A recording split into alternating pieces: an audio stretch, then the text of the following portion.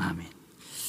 예, 시글락이 불탔다라는 얘기를 가지고 오늘 우리가 또 하나님의 말씀을 나누어 보려고 합니다. 지도를 우리가 먼저 보면 이렇게 나타나고 있습니다. 예, 지도를 보여주세요.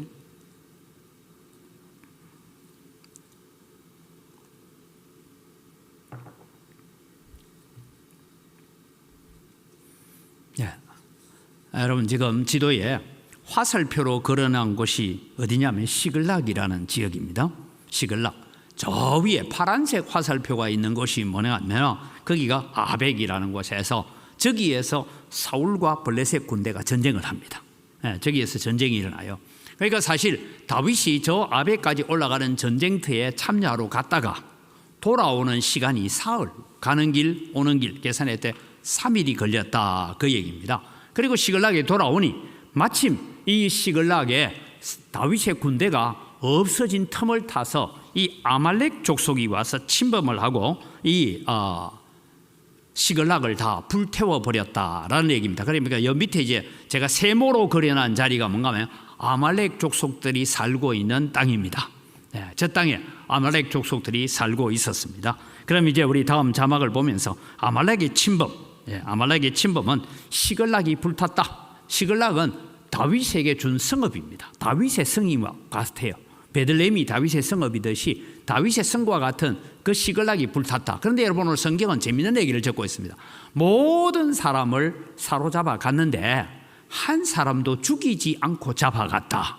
여러분 이게 이상하지 않습니까? 성읍을 무너뜨리고 그 성을 다 불태우고 그렇게 하는데 사람 하나도 안 죽이고 전쟁을 끝냈다라는 얘기가 참 신기하기도 합니다. 그래서 하여간 시글락에 살고 있는 다윗의 사람들, 그리고 다윗과 함께 했던 이 600명 군사들의 가족들이 거기에 살고 있었는데 가족들이 한 사람도 안 죽었대요.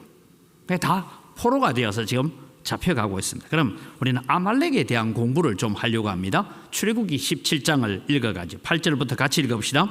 그때에 아말렉이 와서 이스라엘과 르비딤에서 싸우니라. 모세가 여호수아에게 이르되 우리를 위하여 사람을 택하여 나가서 아말렉과 싸우라. 내일 내가 하나님의 지팡이를 손에 잡고 산 꼭대기에 서리라. 여호수아가 모세의 말대로 행하여 아말렉과 싸우고 모세와 아론과 훌은 산 꼭대기에 올라가니라. 내가 아말렉을 없이하여 그 다음에 넘어갑시다. 15절로 넘어갑니다. 15절에 모세가 제단을 쌓고 그 이름을 여호와 니시라 하고 이르되 여호와께서 맹세하시기를 여호와가 아말렉과 더불어 대대로 싸우리라 하셨다 하였더라 라고 합니다. 그래서 여러분 그 다음 자막을 보면 이렇습니다. 아말렉 보면 사탄의 세력의 대표적입니다. 우리가 흔히 모세가 손을 들면 이기고 팔이 아파서 손을 내려오니까 전쟁에서 밀리기 시작하더라. 그래서 아론과 훌이 돌 위에 앉혀놓고 팔을 붙잡아서 해가 질 때까지 안 내려오도록 해서 승리하겠다 하는 얘기를 합니다. 이 얘기를 듣고 여러분 여러 가지 해석을 가지고 있어요. 팔을 들고 있다는 건 기도하고 있다, 뭐 아니면은 뭐 여러 가지 얘기를 하고 있지만 사실은 지팡이를 잡고 손을 들고 있다라는 의미는 하나님께 항복합니다. 하나님의 방법대로 이 전쟁이 이루어져야 됩니다라는 그런 의미입니다.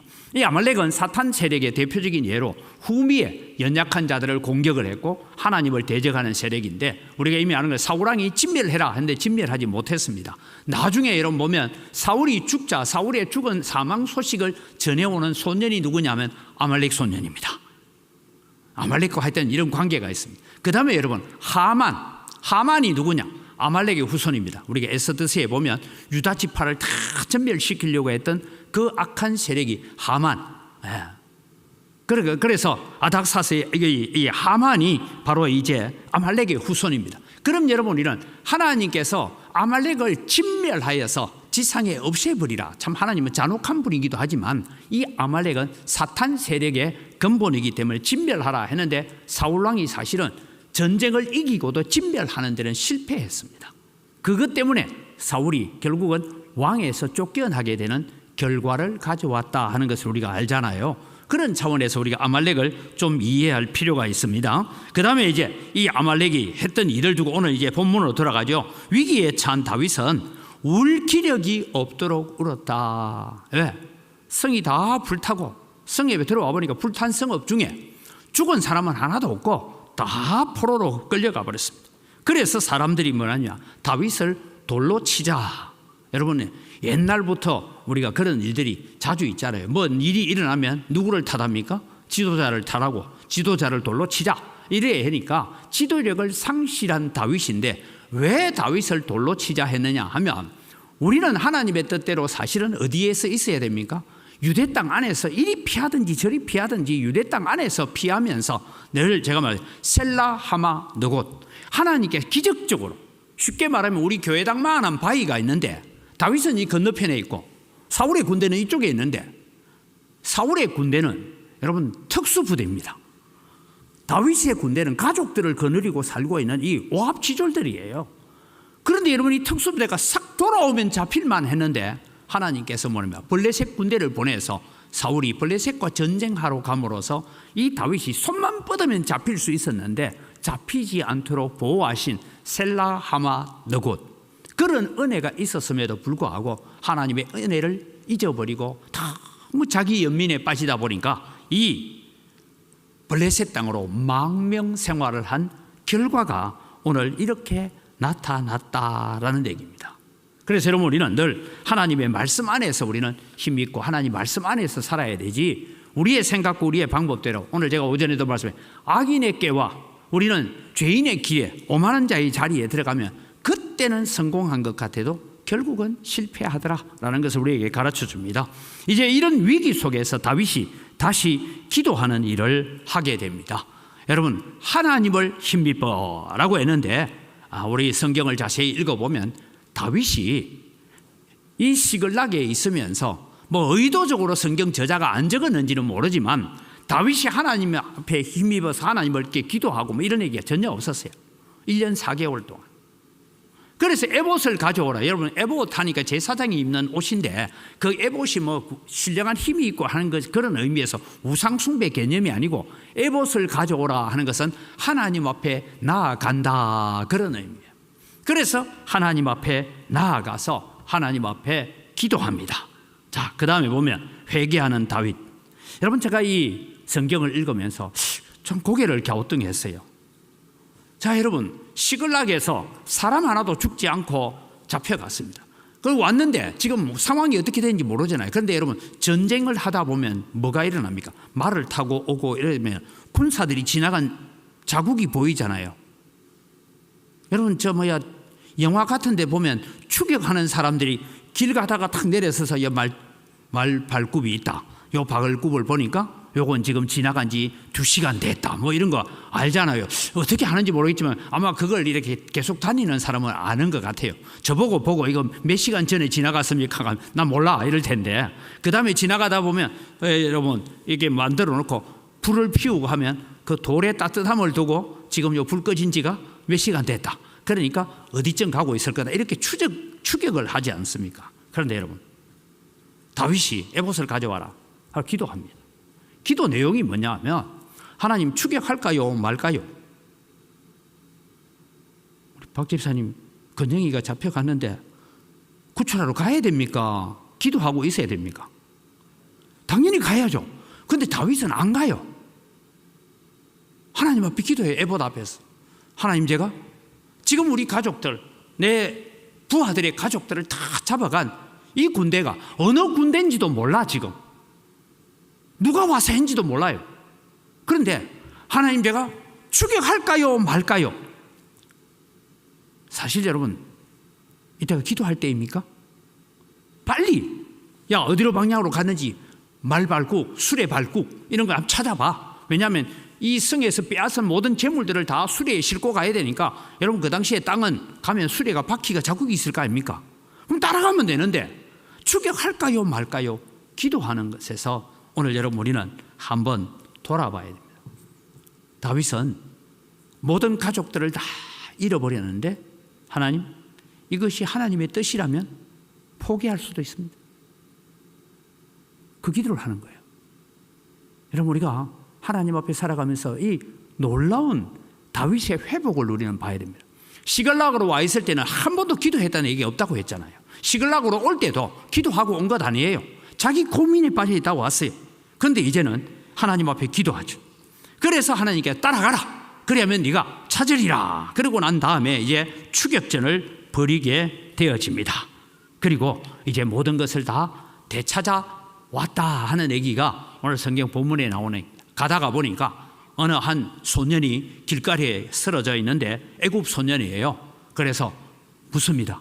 넌 누구 사람이냐? 예, 아말렉 족속에 내가 종으로 있었는데 내가 이 전쟁에 왔다 갔다 하는 동안에 병이 드니까 우리 주인이 너 따라오지 마. 병든 놈은 필요 없어 하고 내버려 두어서 내가 지금 이 길거리에서 죽어가고 있습니다 하고 소년을 만나게 되고, 이 소년이 지금 이 전쟁을 한 사람이 누구냐? 아말렉 족속입니다. 아말렉 족속은 어디 사느냐? 예, 제가 인도하겠는데 내가 괜히 끌려가서 나를 우리 주인한테 넘기면 내 맞아 죽을 텐데 아니 절대 너를 죽이지 않겠다.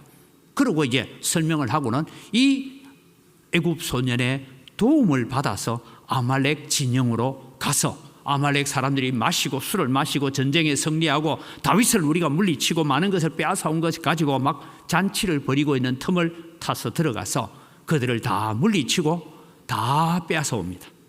빼앗아오는데 중요한 건 두 가지예요. 하나는 빼앗겼던 사람들 한 사람도 다치지 않고 다 돌아옵니다. 그 다음에 여러분, 전쟁에서 빼앗았으니까 시글락에서 빼앗아 간 것보다 더 많이 가져오겠어요? 적게 가져오겠어요? 더 많이 가져와요. 왜? 아말렉도 저가 전쟁하기 위해서 가지고 왔던 군수 물자가 있잖아요. 그런 것을 다 빼앗아 오니까 오히려 시글락에서 빼앗겼던 것보다 더 많은 것을 가지고 옵니다. 나중에 여러분 이거 보면 이 아말렉 족속에서 빼앗은 것을 가지고 다윗이 유다 지파에 있는 사람들에게 이 빼앗은 물건을 선물로 보내는 얘기가 뒤에 나옵니다.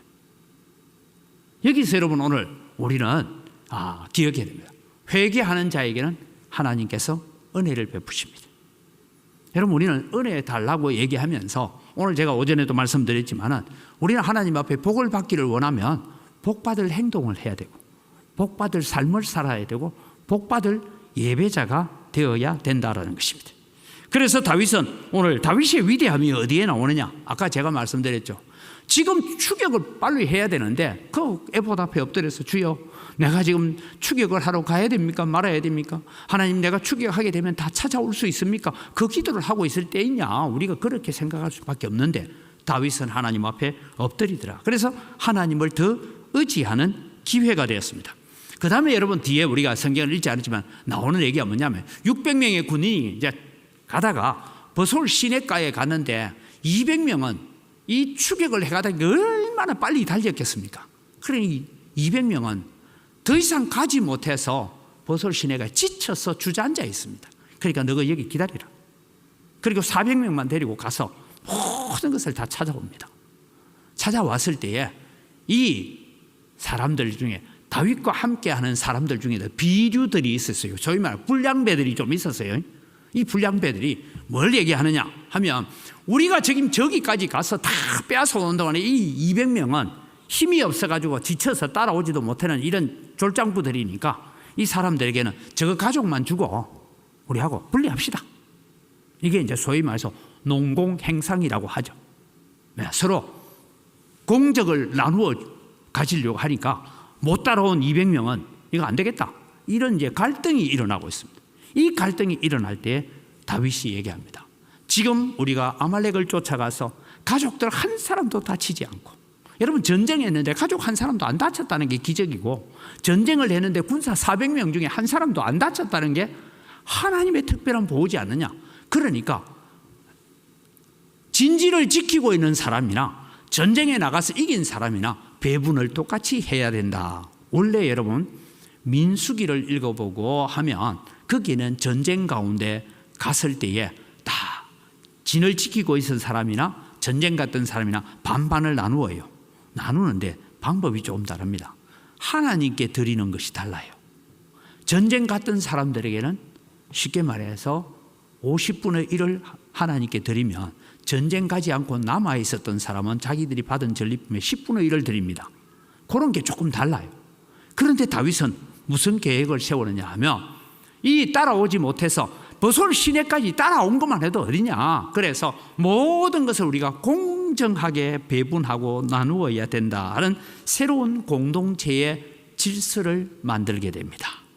이 일을 통해서 이제 다윗이 살고 있는 이 600명의 군사들, 누가 모였습니까? 한 맺힌 사람들, 빚진 사람들, 억울한 사람들, 이런 사람들이 모인 그 자리에서 이제는 왕국으로 발전하는 그런 공동체를 만드는 계기가 되도록 이 시글락이 불타는 사건을 통해서 하나님께서 일하셨다라는 것을 우리에게 가르쳐 주고 있다라는 것입니다.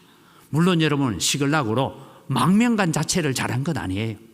그건 잘못한 거예요. 그 잘못 때문에 이런 고난을 겪었습니다. 그런데 이 고난이 있을 때에 그 고난만으로 끝나지 않고 그 고난 앞에서 하나님 앞에 엎드려서 기도하고 하나님 앞에 엎드려서 에봇을 가져오라 해서 하나님 앞에 엎드려서 주님, 제가 추격하는 것이 하나님의 뜻인지, 포기하는 것이 하나님의 뜻인지, 내 가족을 다 찾아오는 것이 하나님의 뜻인지, 아니면 포기하는 것이 하나님의 뜻인지, 그것조차 하나님 앞에 내려놓고 하나님 앞에 묻고 있는 다윗에게 하나님께서 은혜를 베풀어 주시더라. 오늘 또 여러분, 우리는 살아가면서 그런 교훈을 우리가 얻어가기를 원합니다. 우리 교훈을 바라봅니다. 교훈을 바라보면 위기는 흔히 위험과 기회의 준말이다라고 얘기합니다. 위는 위험이라는 말이고 기는 기회라는 두 단어를 합해서 위기라는 단어가 쓰여진다라고 해요. 그럼 여러분, 우리는 위기를 기회로 만들어야 됩니다. 쉽게 말하면 대한민국이 지금 탄핵 정국이다 뭐다 뭐라가 얼마나 시끄럽고 막 복잡합니까? 이런 것이 저는 새벽마다 제가 기도가 그겁니다. 하나님, 이 기회를 통해서 대한민국이 더 정결해지고 더 깨끗해지고 더 공정하고 더 정직한 사회가 만들어지는 기회로 삼아 주십시오. 그게 우리 기도가 돼요. 지금 여러분, 우리가 저는 설교 시간에 우리 교회의 얘기를 가능하면 안 하고 하려고 하는데 지금 우리 안에 있는 이 갈등도, 여러분 우리 안에 있는 여러 가지 아픔도 있지 않습니까? 뭐 있는 걸 우리가 없는 처럼 살 수는 없잖아요. 그런데 여러분, 저는 하나님 앞에 기도합니다. 이것을 하나님 위험으로만 이끌어가는 하나님이 아니라 기회로 만드시는 하나님. 시글락이 불타는 것을 통해서 다윗이 이제는 자기들이 모여있는 이 소위 불량배 단체 비슷한 이 마적단과 같은 단체가 이제는 국가로서 발전해가는 기회로 만드는 그런 은혜를 주신 것이 시글락이 불타고 다시 그 가족들을 되찾아오고 하는 일들. 다시 말씀드려요. 사람 하나 다치지 않는 전쟁이 어디에 있습니까? 그런데 그런 일을 통해서 이제는 하나님께서 이것을 기회로 삼아서 이제는 왕국으로 만들어가는 그런 기회를 만들더라. 그럼 여러분, 우리는 위기가 오면 뭐 해야 되겠습니까? 기도하고 하나님을 찾아야 됩니다. 네. 위기가 오면 우리는 위험한 일만 생각하고 막 고민하고 번민하고 빠질 것이 아니라 하나님을 찾고 하나님께 구하면 하나님은 자기를 찾는 자에게는 반드시 만나 주시는 하나님이신 줄 믿으시기 바랍니다. 그래서 우리는 누구를 탓하고 누구를 원망하고 하지 말고 하나님, 오늘 또 우리에게 있는 이 위기를 하나님, 우리에게 교회가 더 정결해지고 더 깨끗해지고 교회 안에는 더 이상 거짓이 없고 진실되고 공정한 하나님의 나라가 만들어져서 우리가 새로운 예배당, 제가 새로운 예배당을 건축을 얘기하면서부터 제가 그런 기도를 하자 했습니다. 뭐냐면 눈에 보이는 콘크리트 건물 아무리 아름답고 화려하게 지으면 뭐합니까 여러분? 그 안에 들어가는 사람들의 마음의 성전이 더 아름답고 더 거룩해야 되고 더 진실해야 되는 것 아닙니까 여러분? 그 안에 들어가는 마음들이 전부 다 도둑의 심보를 가지고 있는 사람들만 있으면 무슨 교회가 되겠어요? 안 되죠. 그래서 제가 그 기도를 해왔는데 여러분, 우리는 이 위기가 뭐냐? 마귀가 언광교회가 잘 되는 걸 제일 싫어하잖아요. 언광교회가 새로운 예배당을 짓고 새로운 사람들이 모여들고 그래서 교회 부흥하는 거 제일 싫어하는 게 마귀잖아요. 그러니까 우리는 우리에게 이런 위기가 온다. 그러나 여러분, 오늘 기억하십시오. 위기의 해결사는 목사가 아닙니다. 위기의 해결사는 장로님들 아니에요. 위기의 해결사는 하나님이십니다. 그래서 하나님이 오셔서 해결하시고 역사하시도록 우리가 기도할 때에 오늘 또 우리에게는 이 위기를 통하여서 하나님은 교회를 더 정결하게 하고 더 거룩하게 만들고 우리의 마음을 더 신실하게 만들고 우리로 하여금 하나님 앞에 더 진실하고 깨끗한 마음으로 서게 하기 위해서 오늘 우리에게 이 위기가 있다라고 생각하면 우리는 위기를 단순히 걱정과 근심으로만 보낼 것이 아니라 오히려 감사의 기도의 제목을 삼고, 그런다고 해서 우리의 마음 한쪽이 안 아픈 거 아니잖아요. 마음 아프잖아요. 괴롭잖아요. 그렇지만 우리가 아픔과 괴로움에만 우리가 억눌려 사는 것이 아니라 오늘 시글락을 통해서 하나님께서 보여주시는 교훈이 뭐냐? 위기는 기회란다. 우리는 기회를 붙잡아야 되지 위험을 붙잡으면 안 된다. 이것을 우리에게 가르쳐주고 있다는 것을 우리는 기억하면서 해결사 되시는 하나님 앞으로 나아가는 여러분이 되기를 주님의 이름으로 축복합니다. 우리 기도 제목을